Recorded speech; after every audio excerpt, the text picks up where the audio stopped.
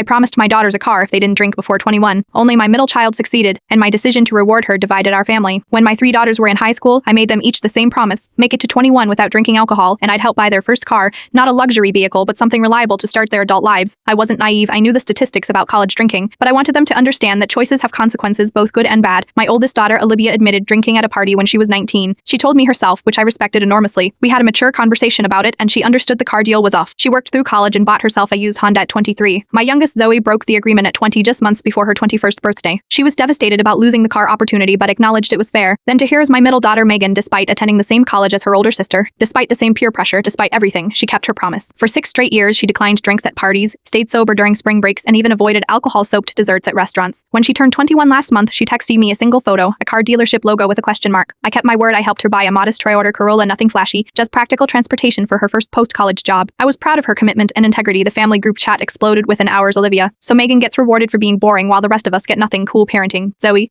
I literally made it 20 years and 9 months and get 0 credit. This is such favoritism. Even my ex-husband, who hadn't contributed a penny to the car, messaged me: you are creating unnecessary division between the girls. They'll resent each other because of this. At Sunday dinner, I tried explaining my reasoning. This isn't about drinking being evil or Megan being better than you. It's about making agreements and honoring them. You all had the same opportunity. But it's not fair, Zoe insisted. Megan's always been the rule follower. It was easier for her, maybe, I acknowledged. But she still made a choice every single time for years. That deserves recognition. Olivia pushed her plate away. So what's the lesson here? That mom only rewards perfect children. That night, I questioned myself. Was I being rigid, queening unnecessary conflict? But then I received a text from Megan. Mom, I know everyone's upset, but thank you for keeping your promise. It wasn't about the car. It was knowing that your word means something. That's the real gift you gave me. The next day, I gathered all 3 daughters. I stand by my decision, I told them. But I also want to acknowledge something. Olivia, your honesty in telling me the truth when you didn't have to, that showed integrity. And Zoe, making it almost the entire way, shows remarkable strength. I gave them each an envelope. Imply was a smaller amount, not car money, but enough to show appreciation for their own journeys. Different choices, different outcomes, I said. But I'm equally proud of who each of you are becoming. They're still processing it. Relationships are healing slowly, but sometimes the hardest parenting moments aren't about being popular. They're about teaching that integrity matters. Promises have meaning, and different choices lead to different paths, even when that lesson temporarily divides your family dinner table.